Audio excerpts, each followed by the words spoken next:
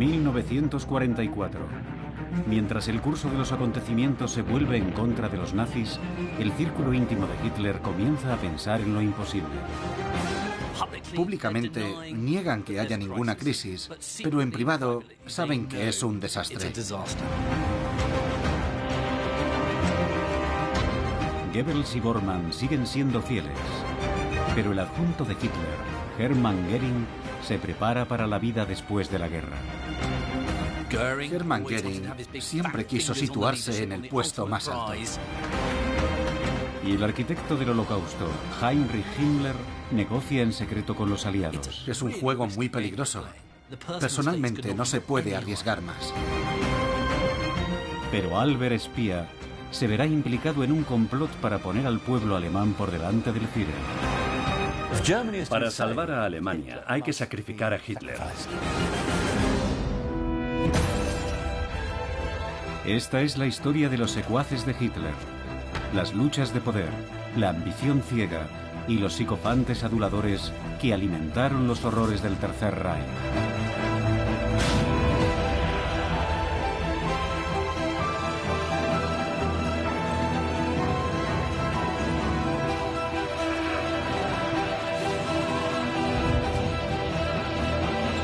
El círculo maléfico de Hitler. El principio del fin. Julio de 1944. Hace un mes que los aliados desembarcaron en las playas de Normandía abriendo un nuevo frente. Mientras, los rusos avanzan por el este. Y las bombas caen sobre el núcleo industrial de Alemania. La masacre no cesa. Adolf Hitler es la sombra de lo que era. Pero siempre hay un hombre a su lado dispuesto a decir al Führer lo que éste quiere oír y a manipularlo para adquirir más poder. Martin Bormann. No es un personaje glamuroso, no destaca, no es alguien conocido, no habla mucho. Pero de pronto todo el mundo se da cuenta, con cierto repelús, de que él siempre está ahí. Como siempre, Bormann dedica casi todo su tiempo a alimentar la paranoia de Hitler.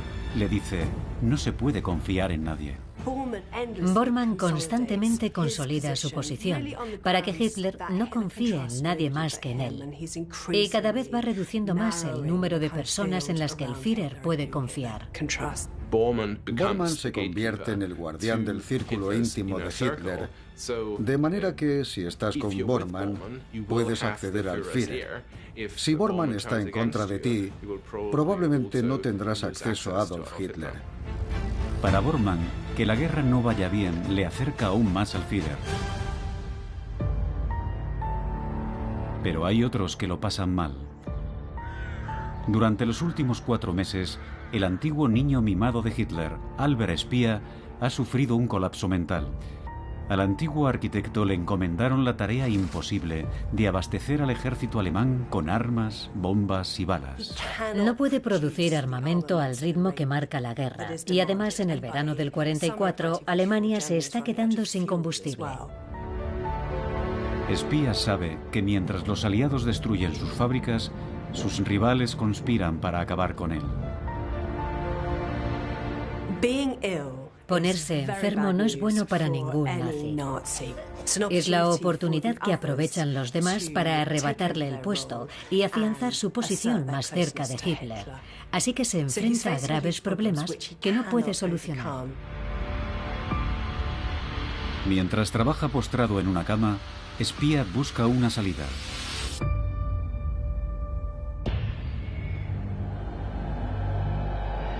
Entretanto, el segundo al mando de Hitler parece estar al margen de la guerra. En su día fue la persona en la que Hitler más confiaba para conseguir el éxito militar, pero después de un desastre tras otro, la reputación de Hermann Göring ha caído en picado. Hitler ya no confía en él. Está recluido en su residencia y es adicto a la morfina. Es un personaje muy importante en el Tercer Reich, que sigue siendo el número 2. Aunque ahora es un drogadicto que no sale de su residencia. Pero con Hitler visiblemente en declive, Göring se recompone.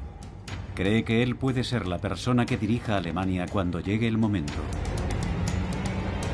Lo que más teme Goering es que en su caída, Hitler arrastre al país hacia la aniquilación y él acabe perdiéndolo todo.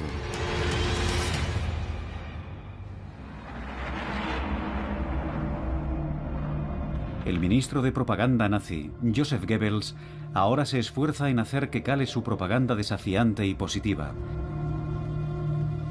Y mientras la situación se deteriora, él alimenta la paranoia.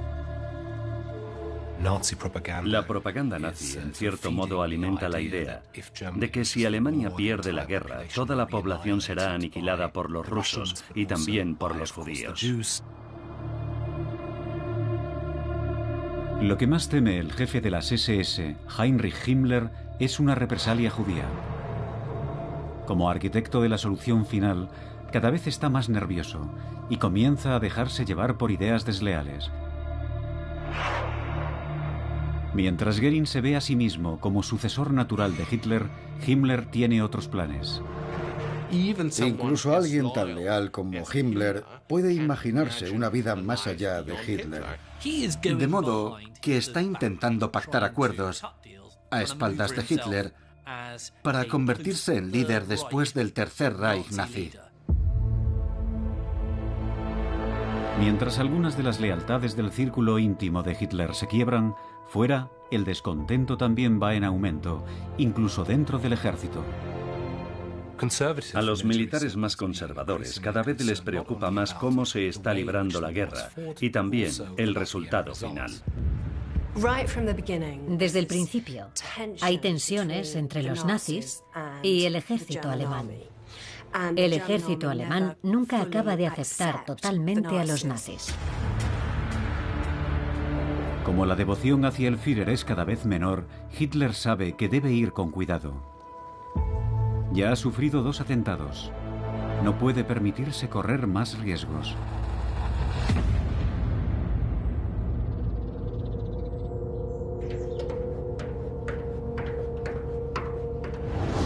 El cuartel general del Frente Oriental de Hitler, la guarida del Lobo, está oculto en la profundidad de los bosques del este de Prusia.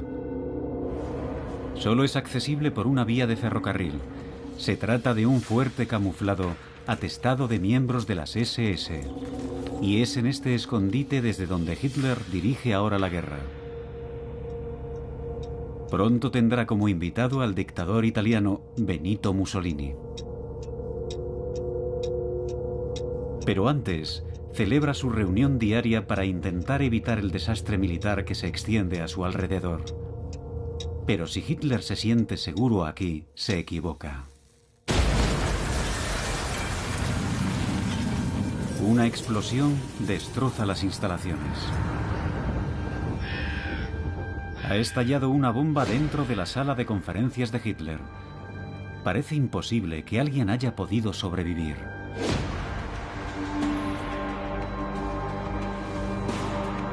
Pero el Führer sale ileso. Hitler sufre algunas heridas sin importancia. Le han reventado los tímpanos y tiene algunos cortes y quemaduras, pero se encuentra bien. Una vez despejado el humo, comienza la caza del traidor. Saben que ha tenido que ser alguien de dentro. Los únicos que tenían alguna posibilidad de acabar con Hitler eran los que estaban físicamente más cerca de él. Tan pronto como explota la bomba, empiezan a buscar al culpable. Tras la fachada, el partido es un nido de víboras. Hay envidia, avaricia y sucios juegos de poder. Para el círculo íntimo de Hitler, nadie está libre de sospecha. A más de 600 kilómetros al oeste, en Berlín, Joseph Goebbels recibe la noticia de lo sucedido en la guarida del Lobo. Está ansioso por demostrar su lealtad e impulsar sus ambiciones políticas. El complot de la bomba ofrece a Goebbels la oportunidad de destacar en Berlín y de demostrar a su adorado Hitler que tiene madera para ser un buen líder político y no solo un ministro de propaganda. Goebbels entra en acción. Se trata de una breve resurrección de esas dotes de luchador que le hicieron triunfar antes de 1933. Goebbels pone en su punto de mira al miembro más débil del círculo íntimo de Hitler, un hombre que se siente cada vez más presionado. El ministro de Armamento, Albert Speer. Speer fue uno de los últimos en llegar al círculo de confianza de Hitler, pero enseguida aprendió a explotar la debilidad del Führer por la arquitectura. Para Hitler es alguien a quien puede utilizar y además parece sentirse muy atraído por Speer, tal vez porque a él también le habría gustado ser arquitecto. Pronto empezó a diseñar los iconos de la megalomanía nazi. Su éxito es espectacular. Se estrena a lo grande. Al principio, Goebbels admiraba a Speer, pero con el tiempo empezó a sentir cada vez más celos por las atenciones que le profesaba su adorado Führer. De alguna manera, tanto Goebbels como Speer tenían una relación homoerótica con Hitler. Hitler había ascendido a Speer a ministro de Armamento, el responsable de equipar al ejército alemán. Pero Goebbels sospecha que ante una situación de demandas imposibles y ante la creciente desesperación, Speer podría tener un motivo para perpetrar ese asesinato.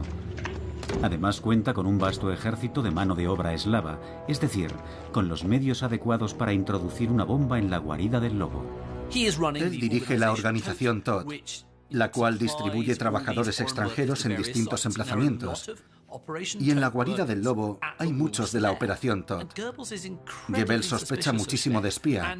Le llama y le dice: ven a verme, quiero que me cuentes todo lo que sabes. Cuando Speer llega al Ministerio de Propaganda, no sabe que sospechan de él. Goebbels intenta interrogarlo sobre los trabajadores extranjeros de la organización Todt. Goebbels acusa a Speer de consentir que esas personas deambulen por el recinto saltándose las medidas de seguridad establecidas. Es posible que Speer haya permitido que esto pasara. Y si es así, ¿es él el traidor?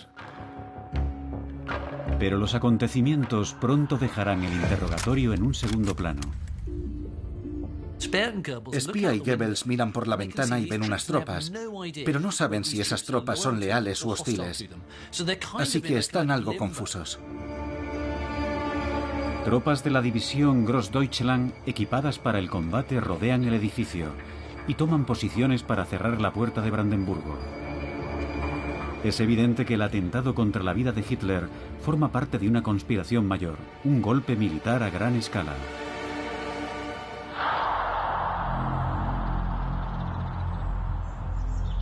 Mientras, en la guarida del lobo, continúa la caza del terrorista.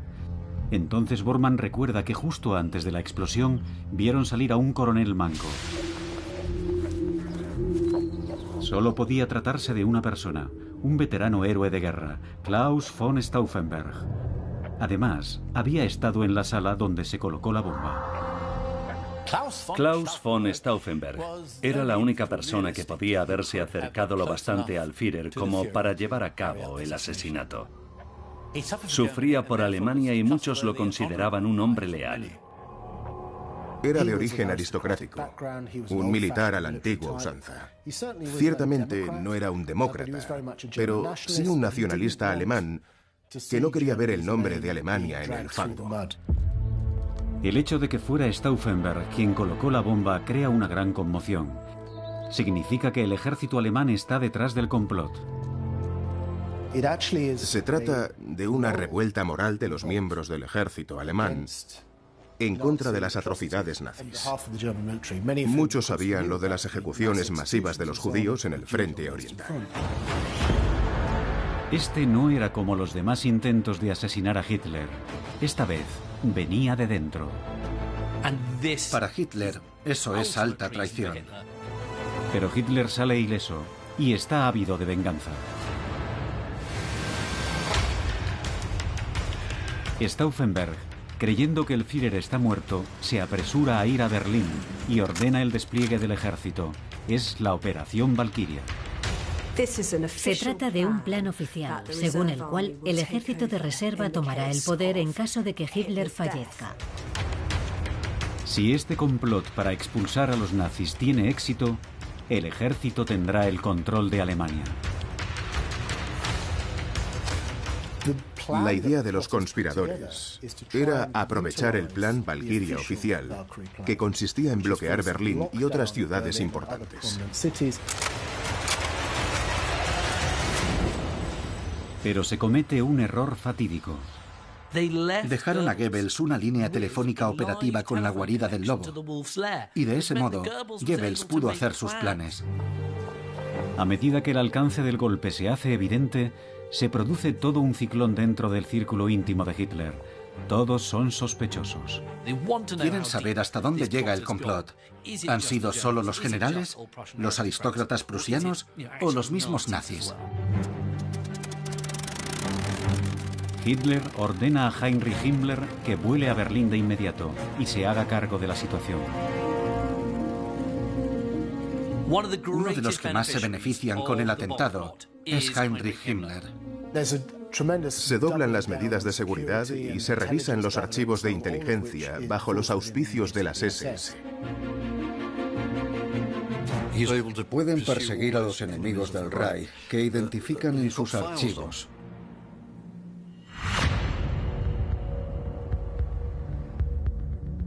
Himmler ordena a la Gestapo que investigue cualquier conexión que haya podido tener el círculo íntimo de Hitler con los asesinos.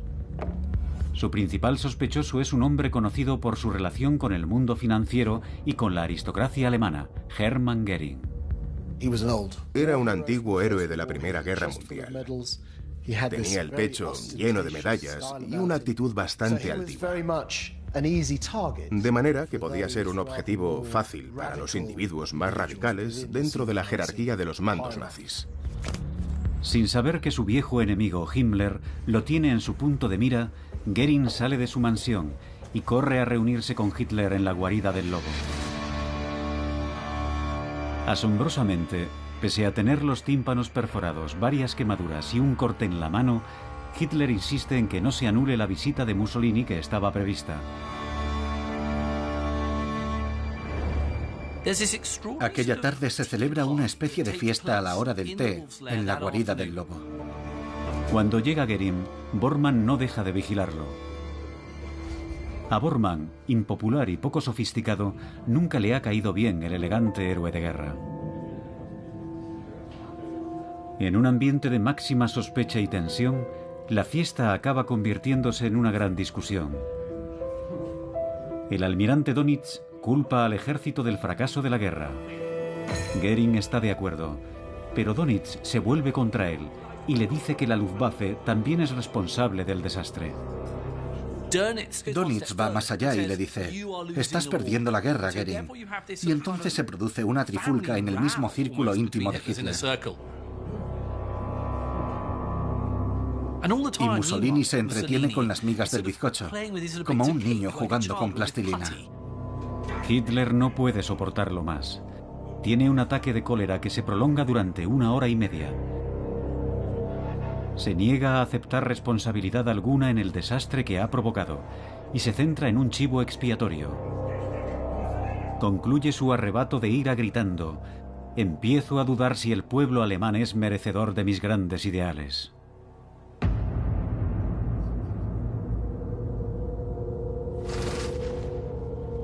Poco después graban a Hitler, cada vez más tímido ante las cámaras, junto a Bormann y Göring despidiéndose de Mussolini. Esta será la última reunión que mantengan los dos dictadores. Y en cuanto se aleja el tren, vuelven al tema del complot de la bomba.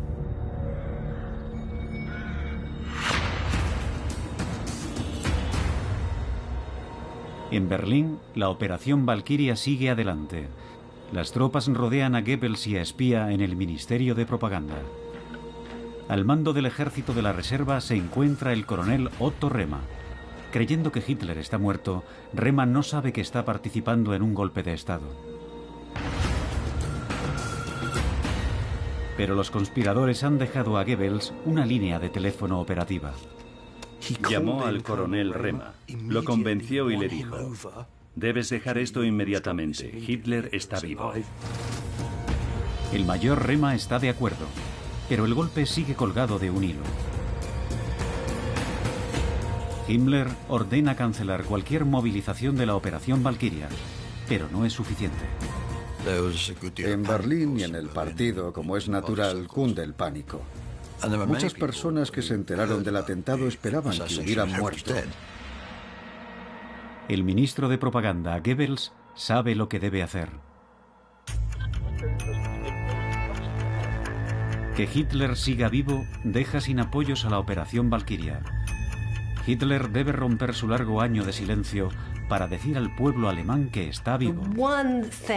Si hay algo que los nazis pueden hacer, es comunicar.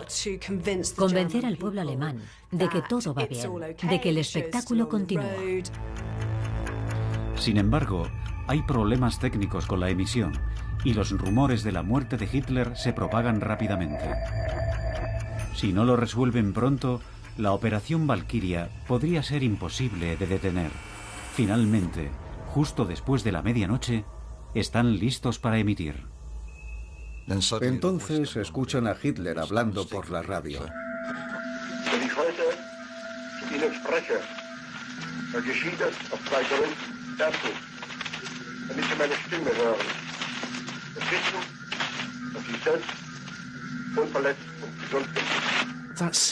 Todavía tenía mucho peso entre la gente. El impacto fue enorme.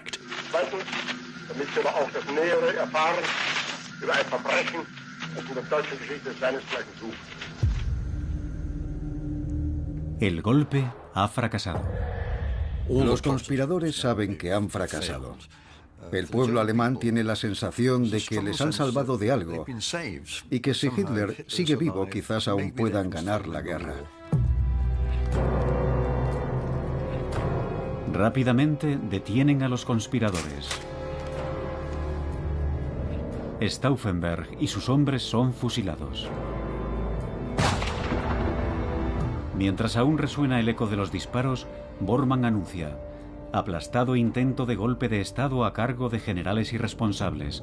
Todos los cabecillas han sido fusilados.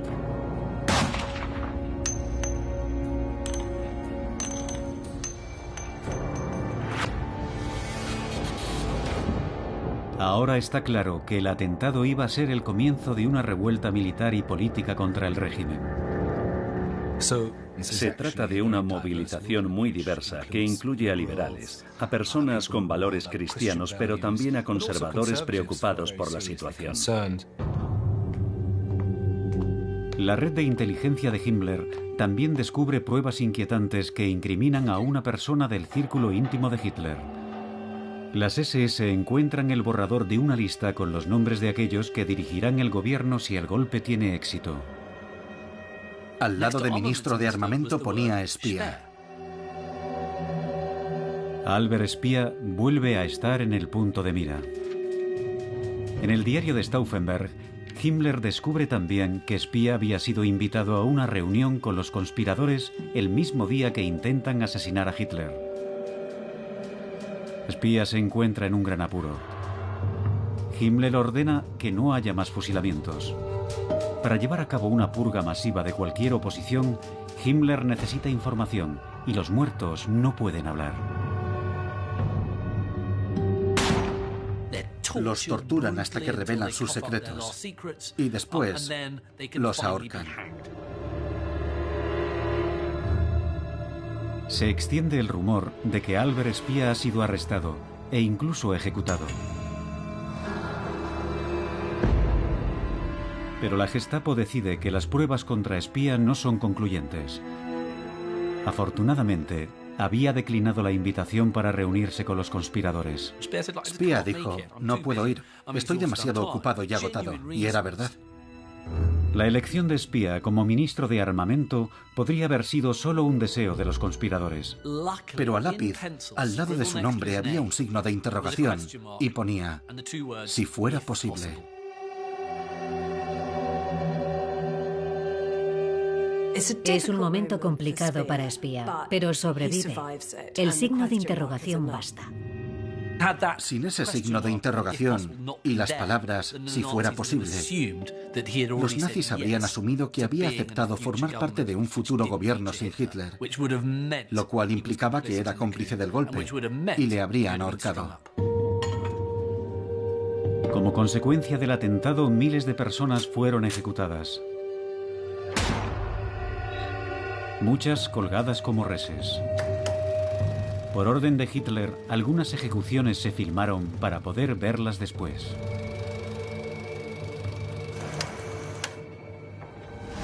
A pesar de las señales que marcan la caída del régimen, algunos miembros del círculo íntimo siguen pensando que pueden beneficiarse del caos.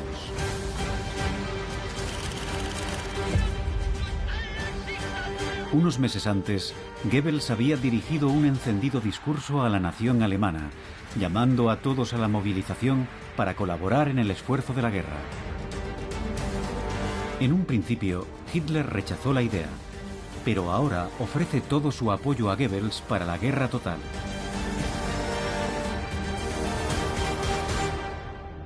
Por un momento parece tener en sus manos el control absoluto de la situación, cómo se va a conducir la guerra y cómo se van a emplear los recursos de la nación.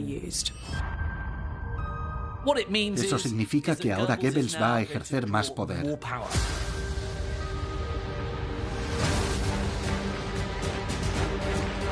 Goebbels intenta reclutar a 1.200.000 hombres del sector civil para desplegarlos en el frente. Emplearán todos sus recursos. Pero Goebbels no es el único miembro del círculo de confianza de Hitler que consigue un ascenso. Como cerebro de la solución final, hasta ahora la carrera militar de Himmler ha consistido en lanzar la guerra contra los civiles, pero él siempre ha soñado con conquistas militares.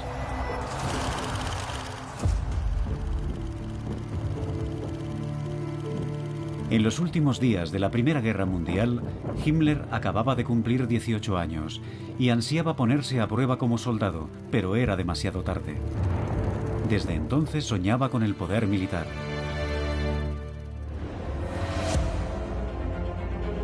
Ahora, después de más de 2 décadas, a Himmler le llega por fin su oportunidad. Al hombre que quería ser soldado, le nombran comandante de un ejército responsable de defender el núcleo industrial de Alemania. De manera que ahora tiene poder y es el comandante de un ejército de 2 millones de hombres. Por fin se siente como un soldado.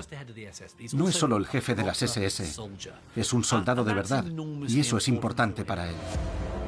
Y mejor aún, por fin ha usurpado el puesto del elegido de Hitler, Hermann Göring. Pero hay quien piensa que el ascenso de Himmler no es más que un plan para desgastarlo del conspirador más poderoso dentro del círculo íntimo de Hitler. Existe la teoría de que fue Bormann quien persuadió a Hitler para que permitiera a Himmler tener un puesto militar y así provocar su caída. De ser cierto, Bormann no pudo haber elegido un momento mejor. Al ejército de Himmler le falta equipo y suministros. Es una crisis que enfrenta a Himmler con el hombre que acababa de escapar de los escuadrones de la muerte de las SS, Albert Speer. Tras sobrevivir a los rumores de su implicación en la Operación Valkyria, el ministro de Armamento choca con Himmler en el tema de la mano de obra. Himmler los quiere en el ejército y Speer quiere más obreros para fabricar aviones y bombas. Siempre había tensión entre los principales líderes. ¿Dónde consigo mis recursos y los hombres que necesito? ¿Me los va a quitar otro? A Speer, Goebbels, Himmler, Göring, a todos ellos les están pidiendo lo imposible. Todos ellos se reunían regularmente y competían para poder controlar los centros de producción. Pero en el fondo eso ya da igual, porque saben que todo es en vano. Es como una pelea de calvos por un peine. Finalmente, es Himmler quien recibe el apoyo de Hitler. Se trata de ver quién tiene más poder, y en ese momento era Himmler.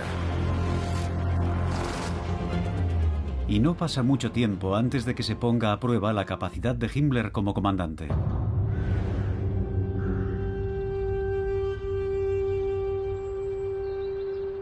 En la guarida del lobo, Hitler aún cree que puede ganar la guerra.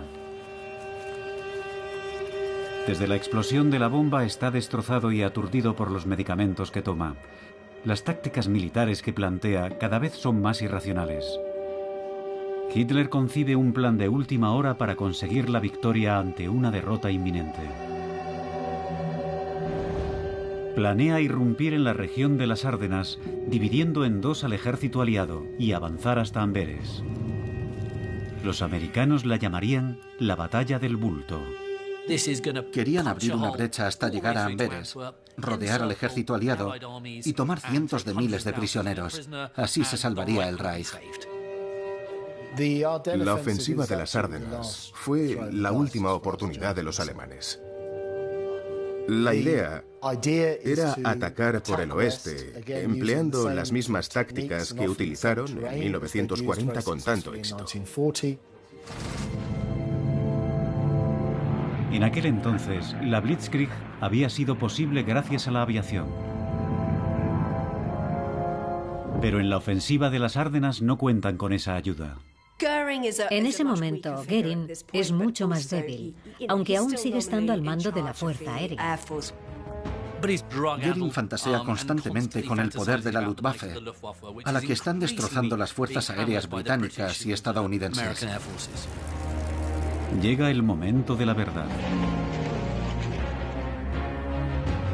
Para conseguirlo, los nazis necesitarán 200.000 hombres y una gran cantidad de tanques, artillería y munición.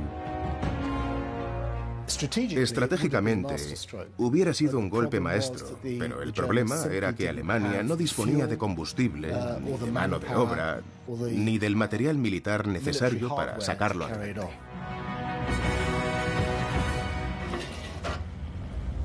¡Fuego!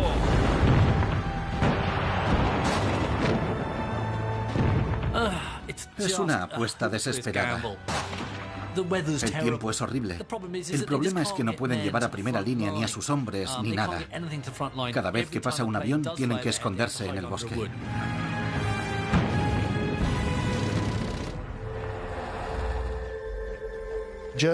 Alemania no está en condiciones de sacar adelante ofensivas a gran escala como la del invierno del 44 y 45. Es un objetivo imposible. La participación de Himmler en la operación y su primera experiencia como mando militar termina siendo un desastre. Pero Hitler otorga al comandante novato un voto más de confianza. Esta vez, su ejército debe defender Berlín del avance soviético en el frente oriental. En el frente oriental le superan en número y le faltan recursos para desarrollar una defensa efectiva. Había comandantes alemanes que eran magníficos llevando a cabo una defensa improvisada y otros que eran implacables, pero Himmler no sabía hacer ninguna de esas cosas. Si Bormann quería acabar con él, Himmler se da cuenta demasiado tarde de que le han pasado un cáliz envenenado. Himmler se enfrenta a la derrota y a la retirada de todos los frentes. El hombre que quería ser soldado fracasa estrepitosamente y Hitler lo acusa de desobediencia flagrante. Ese fracaso afectó a la percepción que Himmler tenía de su propia valía. Sin embargo, las SS habían pasado de ser una pequeña organización en 1920 a ser un Estado dentro del Estado que gobernaba la Alemania nazi con eficacia. Por fin ha conseguido su sueño, su objetivo de ser el número 2 indiscutible después de Hitler. Pero es el número 2 de un imperio que se desintegra. Con sus sueños rotos, Himmler quiere dimitir, pero no es capaz de enfrentarse a Hitler. No se atreve a admitirlo ante Hitler porque deseaba hacer eso desde hacía mucho. Así que manda a otra persona a ver al Führer para quedarse él al margen. Himmler se marcha a un sanatorio a 100 kilómetros al norte de Berlín para tratar sus problemas estomacales y el estrés. ¿Dónde está? Básicamente se está haciendo el enfermo. Dice sufrir todo tipo de males después del fracaso de la ofensiva de las Ardenas, pero yo creo que en el fondo es una estrategia de lo más astuta. Con Alemania al borde del colapso y con Bormann tras él, Himmler decide que su única esperanza de sobrevivir es dar un giro de lo más audaz. Necesita distanciarse de su pasado de asesino. Himmler, el hombre en quien Hitler pensó que podía confiar por encima de todos los demás, tiene miras de futuro casi desde el principio. Se va a distanciar de los asesinatos masivos que se llevaron a cabo y que él mismo propició. Unos meses antes, Himmler había ordenado cerrar las cámaras de gas y los crematorios de los campos de concentración. No fue porque sintiera lástima de los presos. Quería estar en el bando de los buenos cuando llegaran los aliados. Sus hombres empezaron a destruir pruebas, a quemar los barracones, muchas veces con los prisioneros todavía dentro.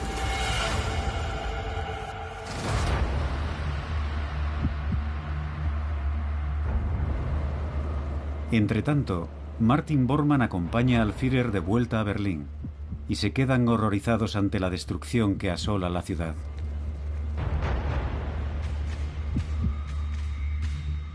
Había pasado un mes desde la última vez que estuvieron en la Cancillería.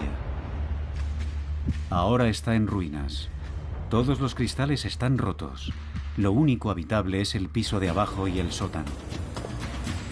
El despacho y la residencia de Hitler se trasladan al búnker del Führer, excavado debajo del jardín de la Cancillería y diseñado por el hombre en quien Hitler sigue confiando por encima de todos los demás, Albert Speer.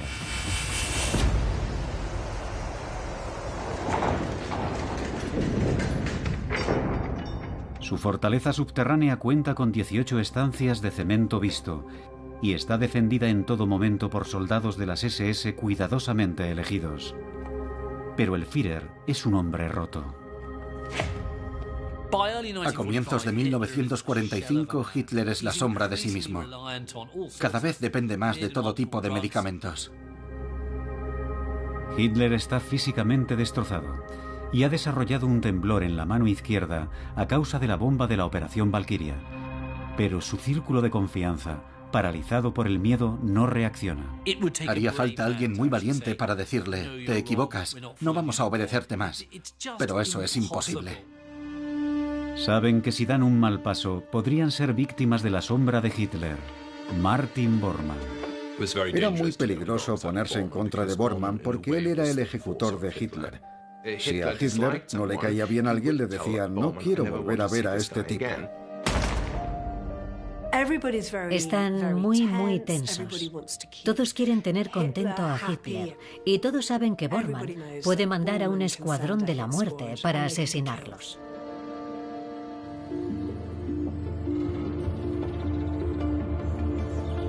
Mientras languidece en el sanatorio, Himmler decide arriesgarlo todo.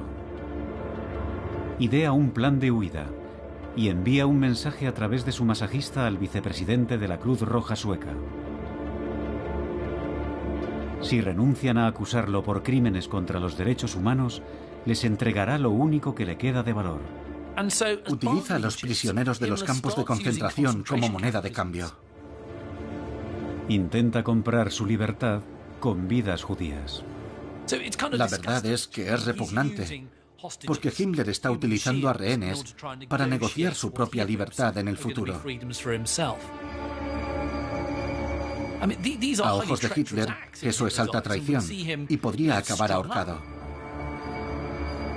Pero lo cierto es que es una señal de la poca autoridad que Hitler ejerce ahora sobre él. Por eso Himmler reúne el valor suficiente para actuar así. Es un juego muy peligroso. Personalmente, no se puede arriesgar más. Himmler espera poder abrir un canal de comunicación con los aliados liberando prisioneros. Tiene una visión completamente errónea de la situación. Piensa ingenuamente que él, mejor que nadie, podrá negociar un acuerdo con los aliados occidentales. Incluso alberga la esperanza de que su conversión en el nazi que liberó a los judíos le garantice el liderazgo de la Alemania de posguerra. Himmler es muy fantasioso. Sobreestima completamente su propia capacidad y su estatus internacional.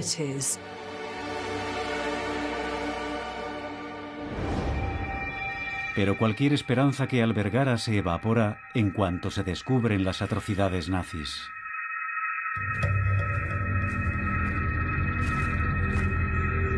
Un soldado de reconocimiento soviético entra en una sección del vasto complejo de Auschwitz-Birkenau. Se encuentra con un escenario de pesadilla. Un campo de concentración y de exterminio recientemente abandonado. Lo que queda de la masacre, auspiciada por el Estado, de más de 6 millones de judíos. En el interior encuentra a 600 hombres y mujeres enfermos y moribundos, y montañas de ropa y calzado. Las pruebas de los crímenes de guerra más abominables que el mundo haya conocido jamás. El cerco se va estrechando en torno al Tercer Reich.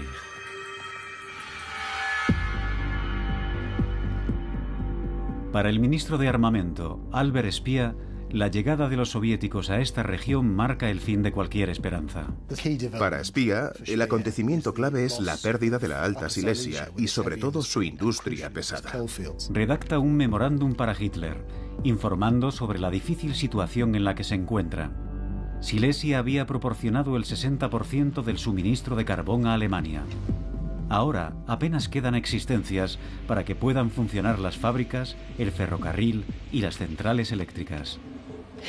Veía que la industria alemana, que ya no daba más de sí y estaba en las últimas, no iba a ser capaz de resistirlo. Al conocer la noticia, el frágil ego de Hitler se desintegra y paga su ira con el pueblo al que decía amar. Así que publica el llamado decreto de Nerón, que se destruya todo, que no quede nada para los aliados. Es como el niño en la playa que destroza su castillo de arena cuando se va, porque no quiere que nadie más juegue con él. Es la orden más infantil, perversa y moralmente detestable que puede dar un hombre en contra de su propio pueblo. En el decreto de Nerón, Hitler declara que la nación alemana ha fracasado en el esfuerzo de la guerra y no merece que sobreviva ninguna de sus infraestructuras. Para Speer, esto es ir demasiado lejos. Es irónico que Hitler mande destruirlo todo y que dé esa orden precisamente a Speer. Estos dos hombres se consideraban arquitectos, constructores, y Hitler va y dice: quiero que se destruya todo. Todas las fábricas, todas las máquinas, todos los puentes, todas las carreteras y las vías de ferrocarril. Quiero que se destruya todo. Esa idea suicida de prenderle fuego a todo era algo que Speer no podía aceptar. No quiere llevar al pueblo alemán al suicidio. No quiere una hambruna masiva. Speer no puede permitir que mueran cientos de miles de alemanes.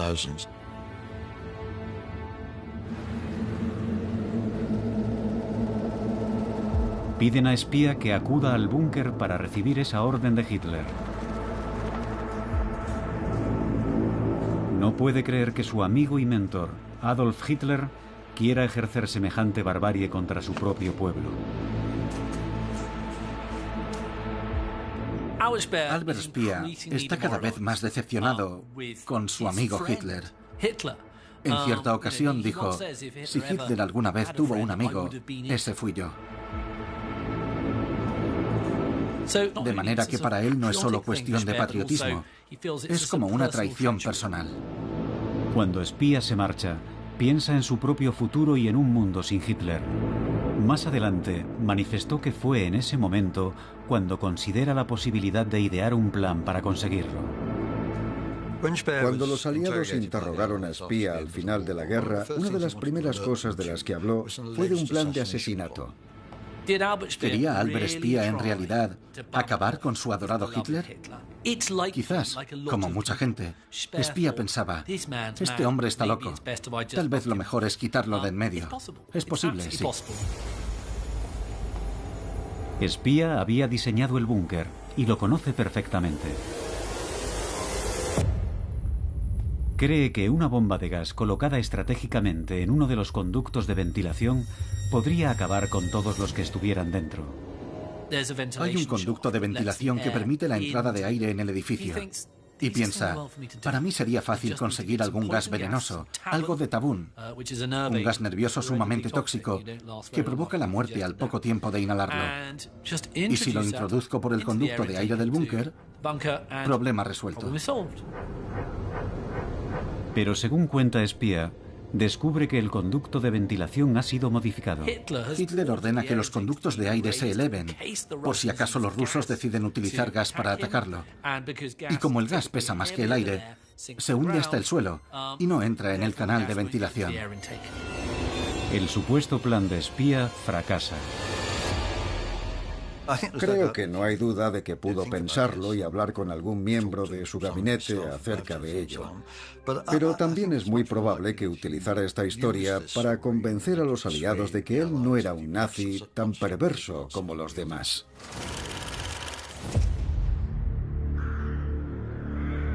Es el 12º aniversario del nombramiento de Goebbels como ministro de propaganda. Parece que para conmemorar la ocasión, un gran número de bombarderos surcan el cielo de Berlín. Pero son aviones aliados, no alemanes. Es uno más de los cientos de ataques aéreos que durante aquel mes lanzaron 2000 toneladas de bombas sobre la capital.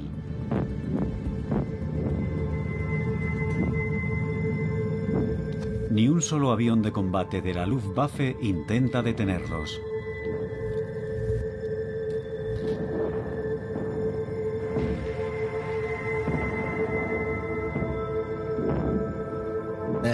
Ven a los aviones volando libremente sobre Alemania.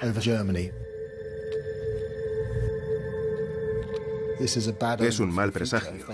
Si pueden volar así sobre el territorio del Reich, es muy mala señal.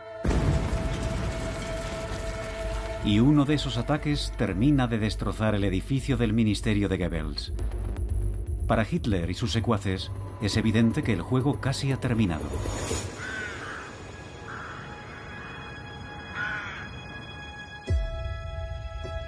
Goering se apresura a salvar sus valiosas obras de arte, robadas de los museos más importantes de Europa, ocultándolas ante el avance de los aliados. Sigue pensando en exhibirlas en su nueva residencia como futuro canciller del Reich de Alemania cuando acabe la guerra. Cuando los líderes nazis se dan cuenta de que todo ha terminado, de que Alemania va a perder la guerra y de que el proyecto de Hitler ha fracasado, reaccionan de diferentes maneras.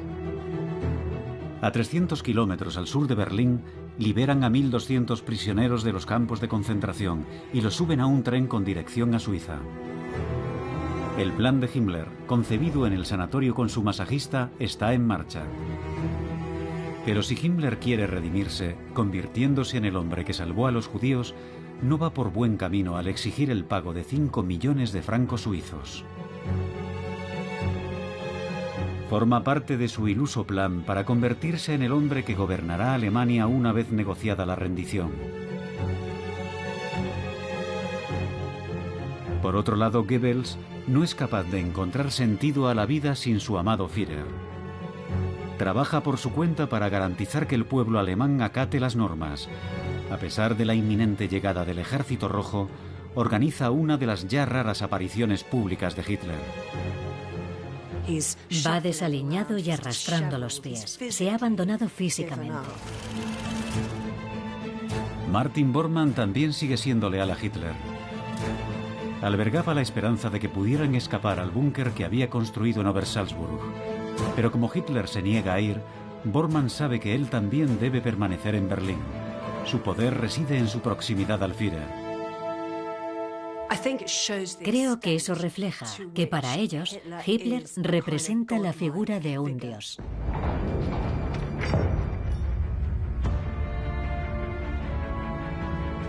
Un pequeño grupo de nazis acérrimos se une ahora a Hitler en la fortaleza subterránea.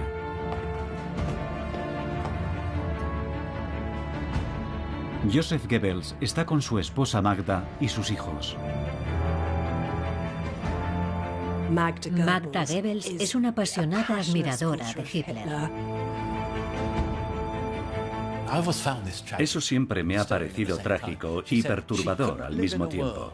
Ella decía que no podía vivir en un mundo sin nacionalsocialismo, y ese es uno de los comentarios más contundentes de alguien de dentro, que ilustra cómo el régimen nazi se apoderó de toda racionalidad y sensatez.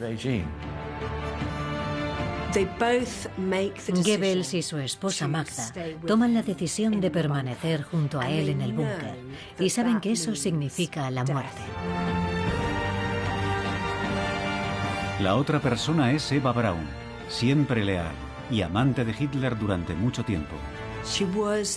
Era una especie de figura secreta e inalcanzable. Y en el búnker era un personaje muy glamuroso. Sonríe y se pasea por el refugio deslumbrante. Yo creo que representa algo positivo para todas las personas desesperadas que se encuentran allí. Pero los días del Reich están contados. Después de 2 décadas de camaradería, conspiraciones y masacres, los que están fuera planean abandonar el barco nazi que se hunde, creyendo que para aquellos que están en el búnker se aproxima el momento de rendir cuentas. De modo que deciden sacrificarse. Deciden morir por la causa. Solo 2 personas del círculo íntimo de Hitler sobrevivirán.